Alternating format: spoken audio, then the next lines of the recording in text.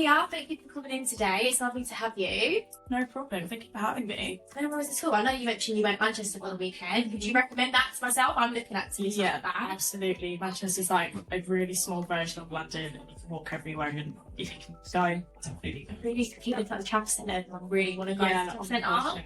And people just say it's good to say it's like London, but it just looks so much more better there. And see like one of Mayfair and stuff. Yeah.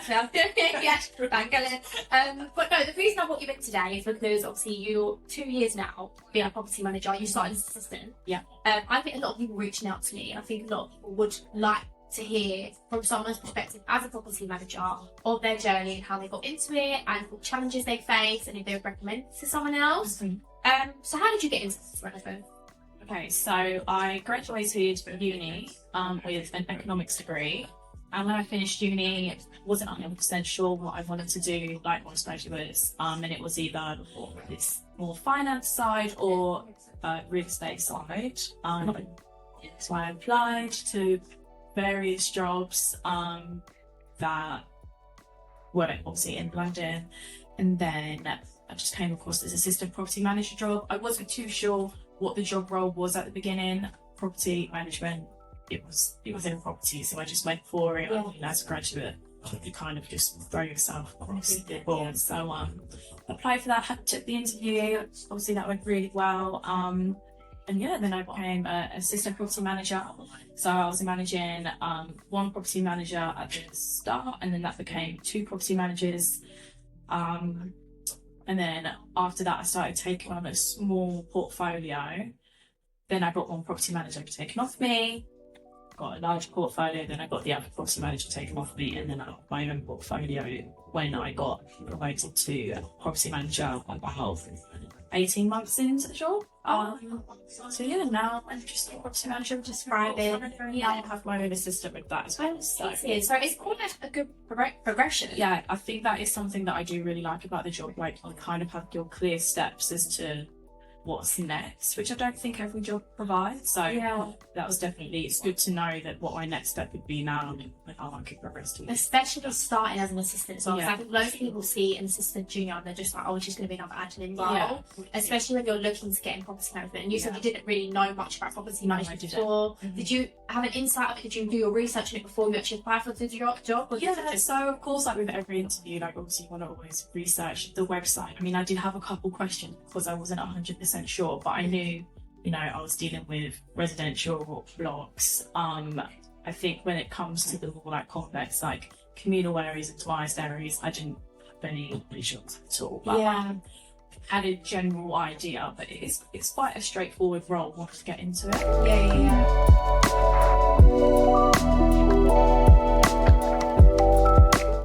You said, obviously, did you need any degrees or qualifications to get into property management? Because I think that's the most question that asked. I don't have anything. I'm interested in it. What do I need? So I think, for my role, I needed a degree at the time. I can't speak for every company. I know some companies, it's very much a learn on the job kind of role anyways. So I wouldn't say let not having a degree put you off applying. But obviously if you have a degree under your belt, it's only going to benefit you. So if you're not sure what you're doing and you're just starting uni, of course, try and get the degree and then go. But if not, still apply. And if they advise, you might need to take an exam first, or if they have an apprenticeship, which they may do, then obviously that's your own option. So just when they was advertising the role, did they say you needed to have a certain degree, or? Yeah, they just said you needed a degree. There wasn't a particular degree, so my colleagues, it's psychology degrees, law degrees, so I've got economics degree, politics, like you name it. I think it's more the skills that you get with your degree which are quite transferable into the job. And you've done economics, didn't you? And how did you find that? I personally loved it. Not every module, but as a whole, I loved uni after the COVID. I just liked finally, I think with your GCSEs and your A-levels, sometimes you're learning things that you don't necessarily use day to day, whereas with my degree, especially my dissertation, I was so interested. So that was definitely a bonus. Well, that's good.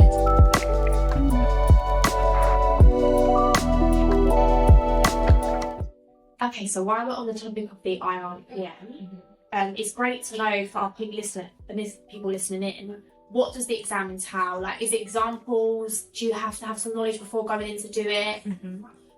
So yeah, I mean, you have 12 modules and they provide all the information that's going to be on the exam, but I do think that alone isn't enough. I think definitely you need at least a year of experience behind you before you start taking them, in my opinion anyways. Your level 1 is multiple choice. The level 2 is a mix of short answer questions and long answer questions. And I think I would take my level 3, but it just gets a bit more complex with your real life scenarios that you kind of have to use your prior knowledge to apply to that. So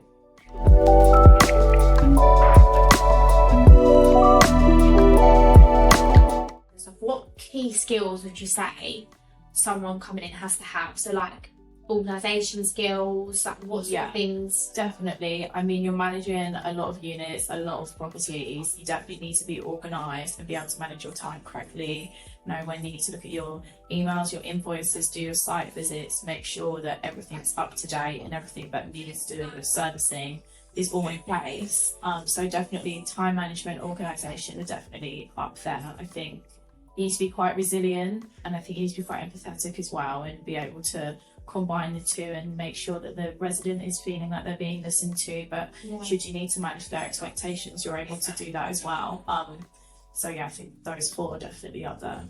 And then say that kind of entails with the personality trait then, for someone, like you said, resilience there.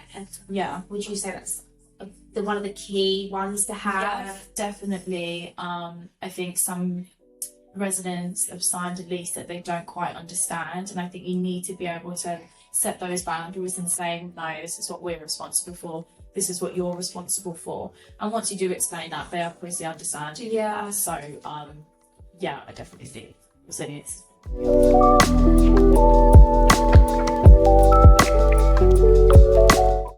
Perfect. And then talking about obviously your experience and stuff, you kind of got rewarded quite quickly. Do you want to talk about that? Like obviously, I know you said you got promoted quite quickly. Yeah. So so about 18 months in, I got I got promoted to property manager.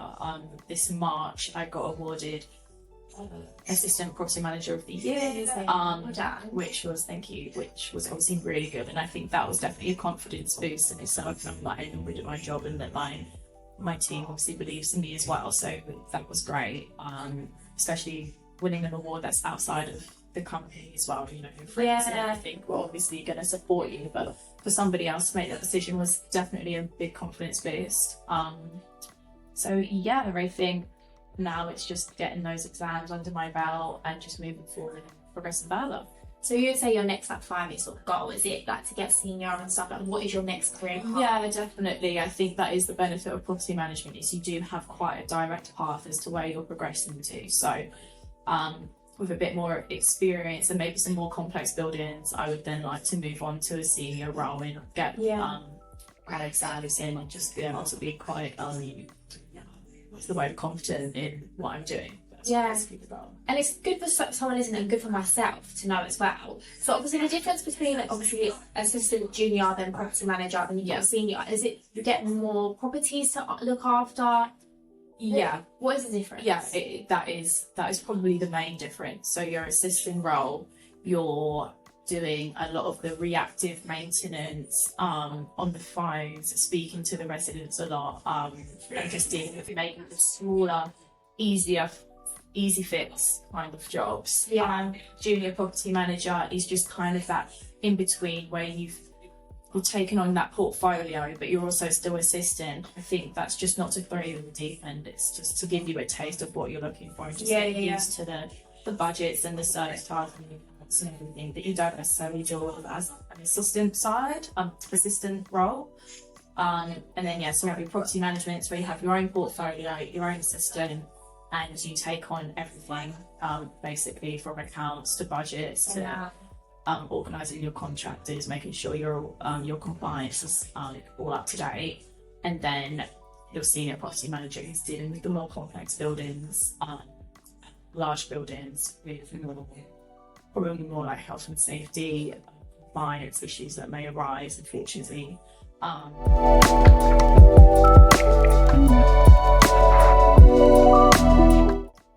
If I was to summarise it, I'd be emailing my residents and leaseholders, making sure they've been updated and just keeping that communication open. If I need to make any calls, I'll make any calls. I might get someone asking me for an update on the job, so I'll trace a contractor, or another job might pop up and I'll speak to my assistant on getting that resolved. I'll check maybe the service charge, see how much we're spending. Are we overspent? Are we on kind of in line with where we should be? And I'll probably look at a budget or something and just make sure if one's needed for a building, then that's sent.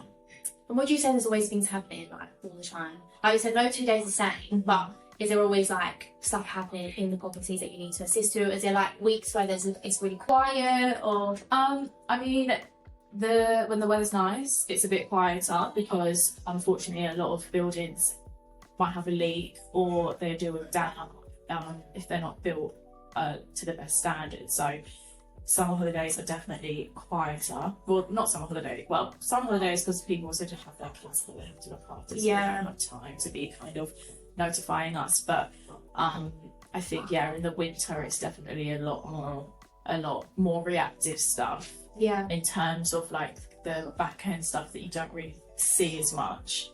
That's probably like what remains the same all the time. Okay. And it would be great to kind of give some insight on what Section 20 is as well. Okay. If you're happy to. Yeah, no, absolutely. Hearing that, I know when I first sort of come on this desk, I was like, what is a Section 20? Because you don't really look into that sort of stuff. Yeah, no, absolutely.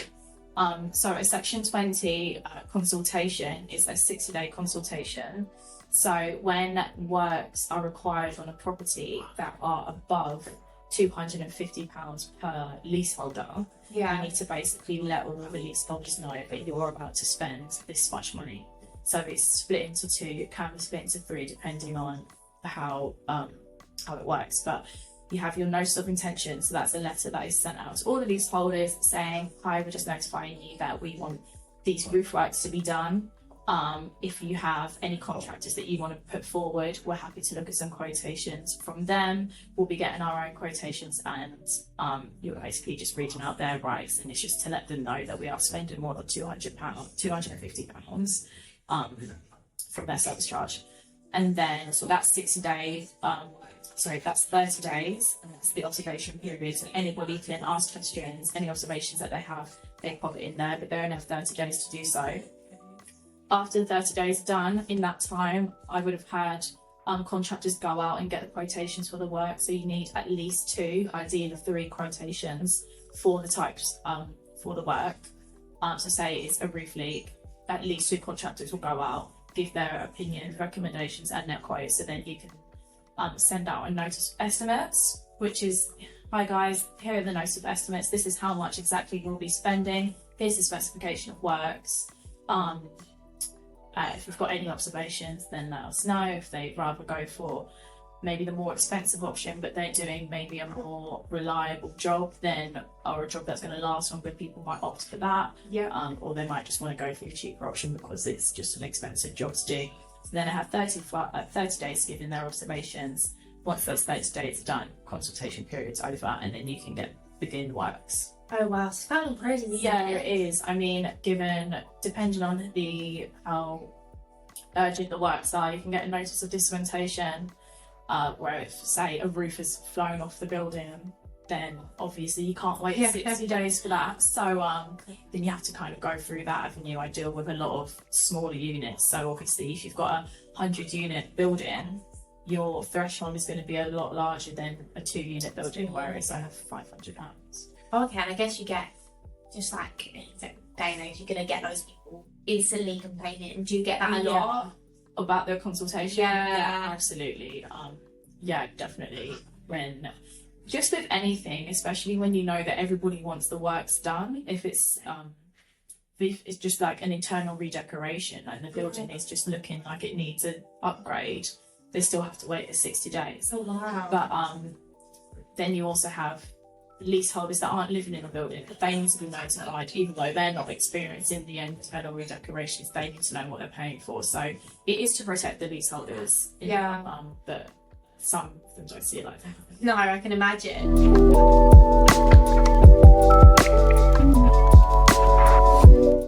What would you give, obviously, the listeners? I think they'll really want to know your advice into getting into property management. So if you could go back looking at yourself before you even started, you obviously didn't know much about it. Like, what advice would you give to yourself and us now? Yeah.